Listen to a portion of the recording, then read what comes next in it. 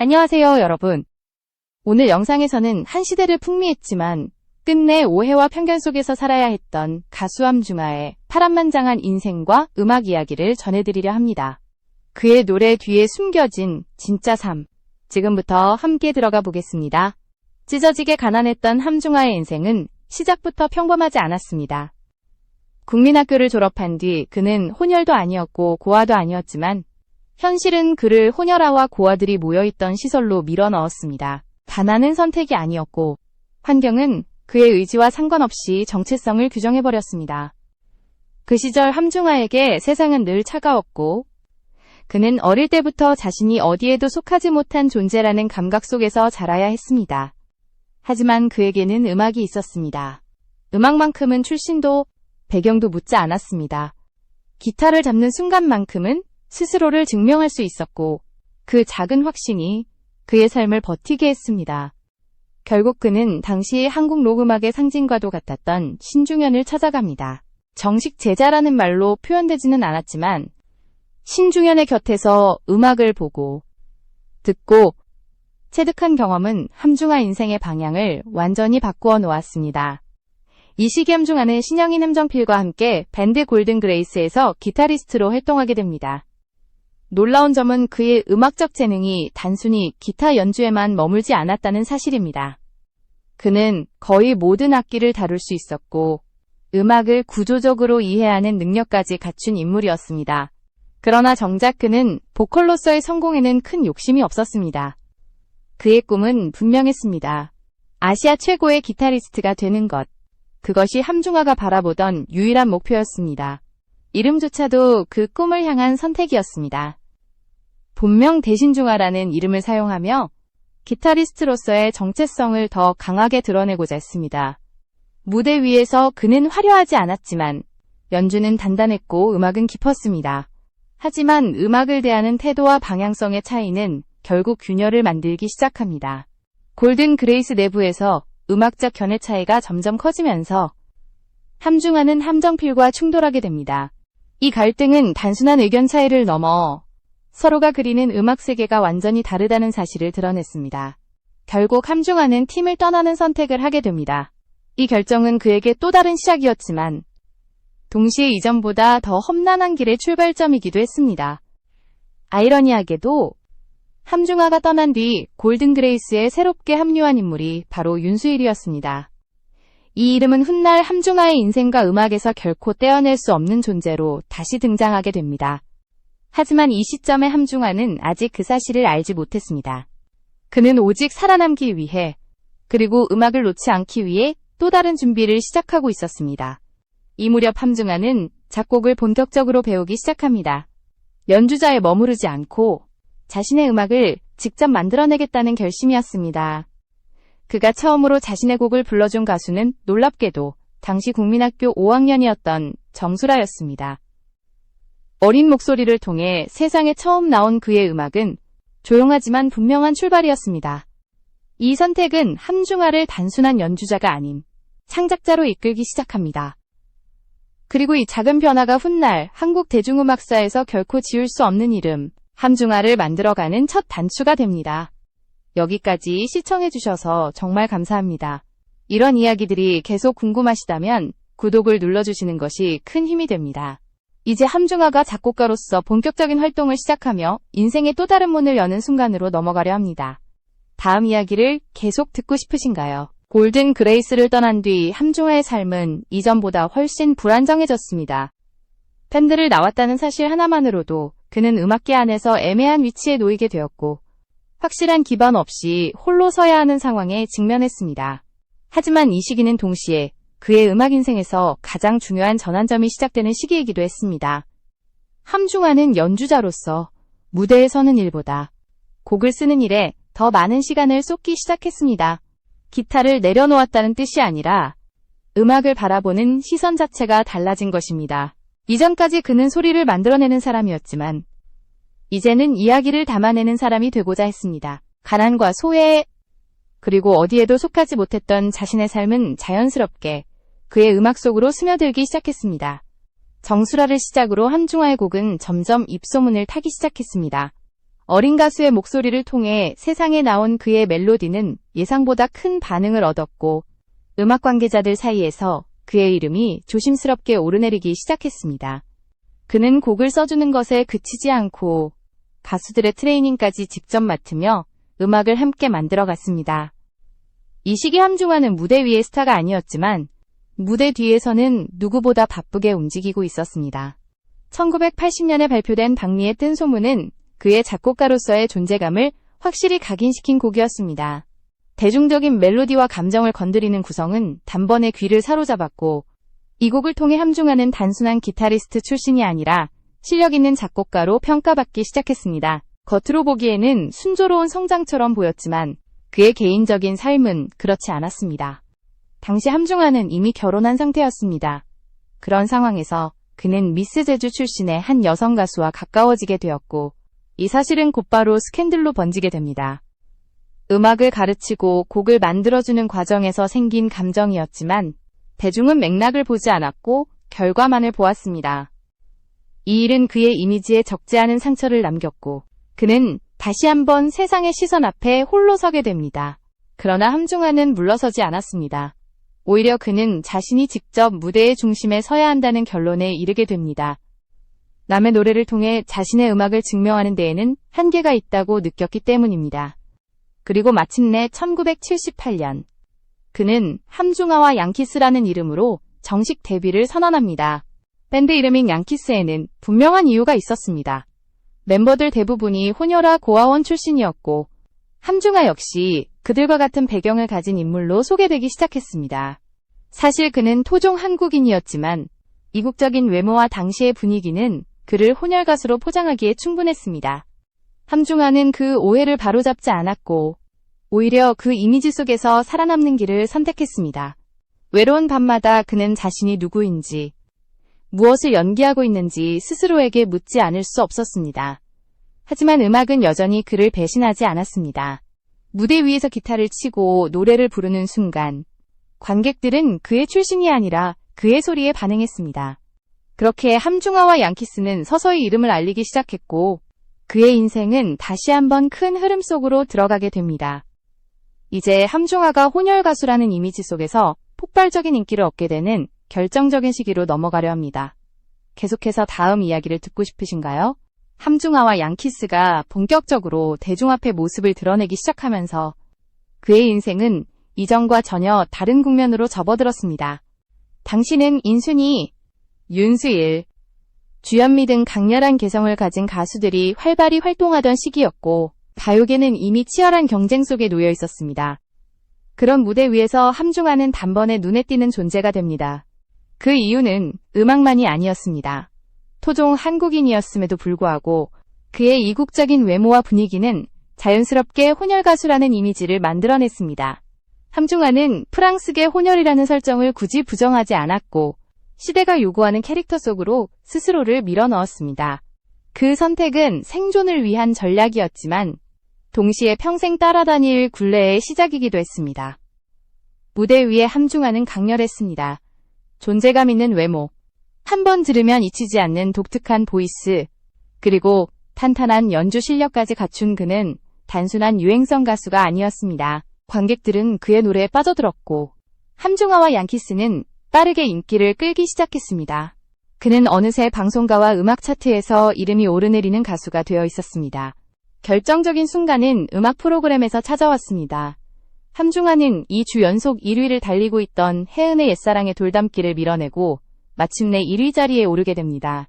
그 기세는 거기서 멈추지 않았고 무려 5주 연속 1위를 차지하며 당시 가요계를 뒤흔들었습니다. 한때 혼혈 고아원에 들어가야 했던 소녀는 이제 수많은 사람들의 환호를 받는 스타가 되어 있었습니다. 특히 내게도 사랑이 있었다면은 함중아의 이름을 대중의 기억 속에 깊이 각인시킨 곡이었습니다. 이 노래는 세월이 흐른 뒤에도 여러 가수들에 의해 계속해서 불리며 생명력을 이어가게 됩니다. 켄, 노라조 등 다양한 가수들이 리메이크를 했고 2005년 김건모의 버전은 새로운 세대에게까지 이 노래를 다시 알리는 계기가 됩니다. 한 곡이 세대를 넘어 살아남았다는 사실은 함중아의 음악이 단순한 유행이 아니었음을 증명하는 대목이었습니다. 이 시기 함중아는 윤수일과 자연스럽게 비교되기 시작합니다. 두 사람 모두 혼혈 이미지의 남자 가수로 소비되었고 대중은 그들을 라이벌 구도로 바라봤습니다. 앞서거니 뒤서거니 하며 차트와 무대를 오가는 모습은 경쟁처럼 보였지만 사실 그 이면에는 전혀 다른 삶의 무게가 얹혀 있었습니다.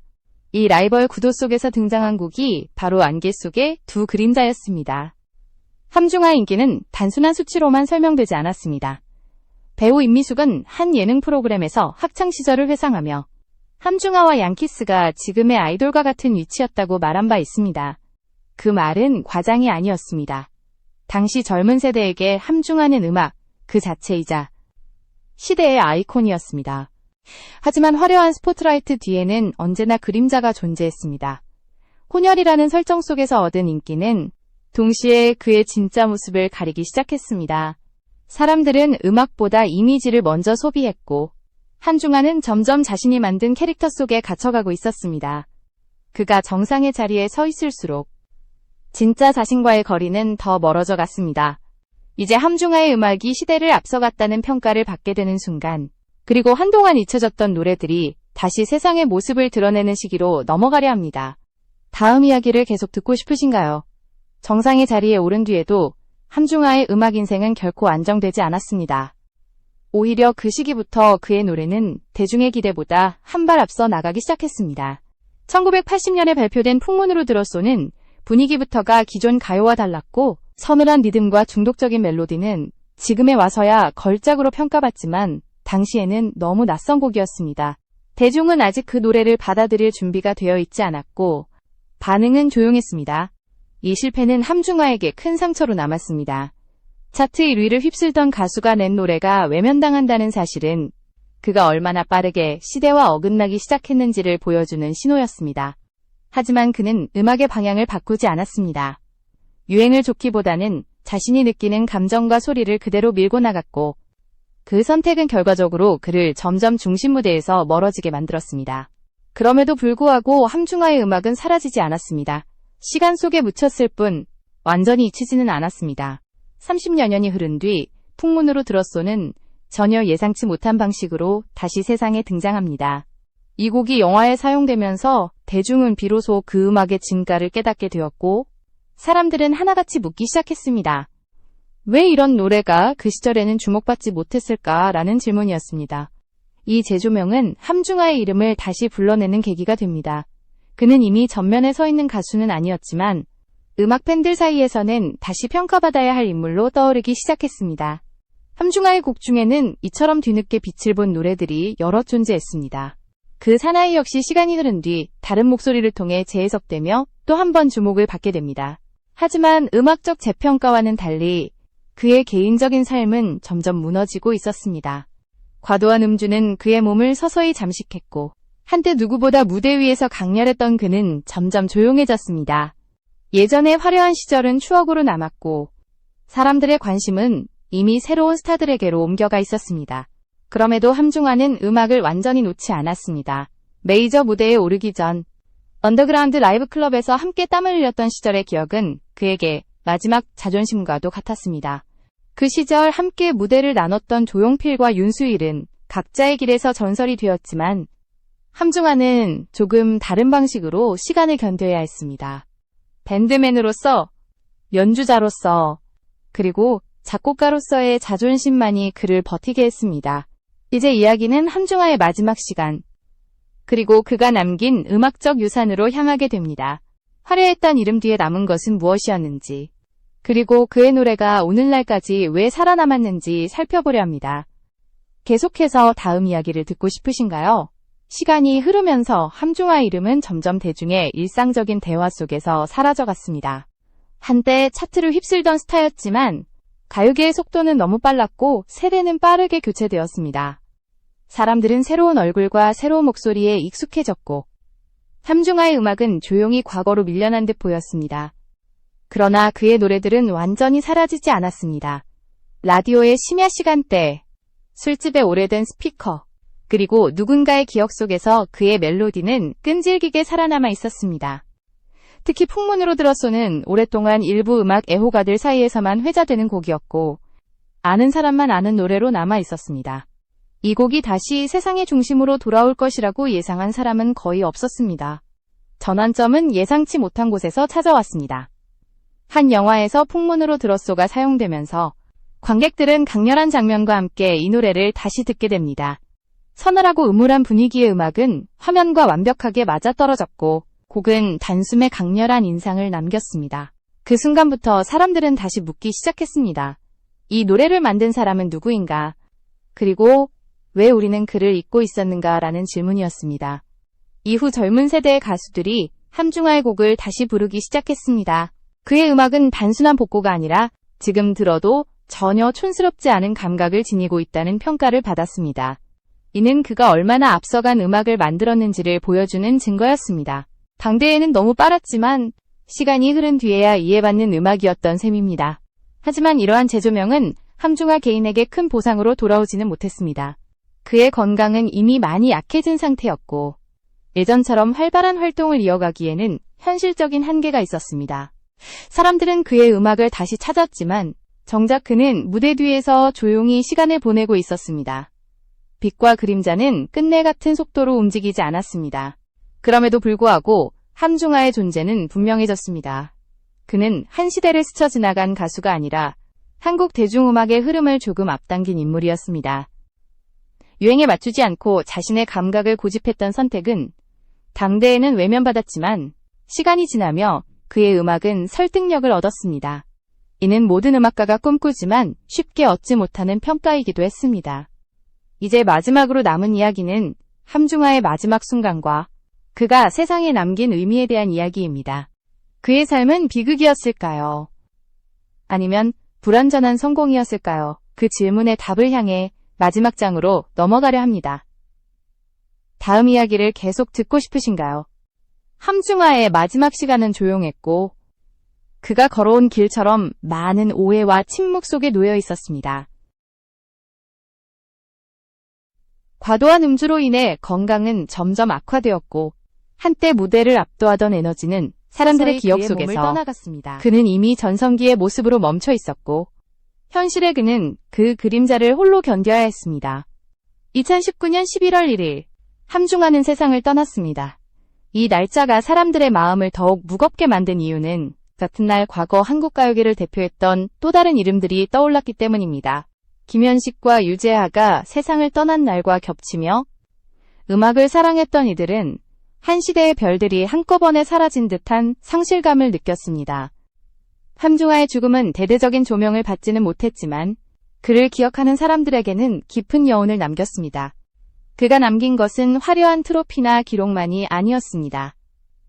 함중아의 진짜 유산은 시간이 흐를수록 더 선명해지는 음악 그 자체였습니다. 시대를 앞서갔다는 말은 종종 미화처럼 들리지만 그의 경우에는 정확한 설명이었습니다. 당대에는 이해받지 못했던 감각이 수십 년이 지나서야 자연스럽게 받아들여졌기 때문입니다. 혼혈가수라는 이미지 속에서 살아야 했던 그의 삶은 아이러니로 가득했습니다. 사실이 아니었지만 부정할 수 없었던 설정. 그것은 그에게 기회를 주는 동시에 정체성을 지워버리는 칼날이었습니다. 함중아는 그 틀 안에서 성공했지만 끝내 그 틀 밖으로 완전히 나오지는 못했습니다. 그 선택이 옳았는지 아니면 어쩔 수 없었던 생존 전략이었는지는 누구도 쉽게 단정할 수 없습니다. 분명한 사실은 그의 음악이 거짓이 아니었다는 점입니다.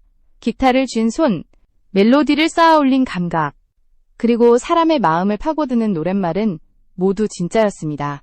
그가 겪은 가난과 외로움, 소외의 경험은 노래가 되었고 그 노래들은 세대를 건너 여전히 사람들의 귀에 머물고 있습니다. 이것이 바로 함중아가 단순한 과거의 가수가 아닌 이유입니다. 함중아의 인생은 완벽한 성공담도 전형적인 비극도 아니었습니다. 그것은 한 음악가가 시대와 어긋나며 살아간 기록이었고 동시에 끝내 음악으로 자신을 증명해낸 이야기였습니다. 스포트라이트는 사라졌지만 노래는 남았습니다. 그리고 어떤 예술가에게 그보다 더 확실한 증거는 존재하지 않습니다. 지금 우리가 그의 노래를 다시 듣는 순간 함중아는 더 이상 잊힌 이름이 아닙니다. 그는 뒤늦게 도착한 평가 속에서 비로소 제자리를 찾아가고 있습니다. 이것이 함중아가 우리에게 남긴 마지막 메시지일지도 모릅니다.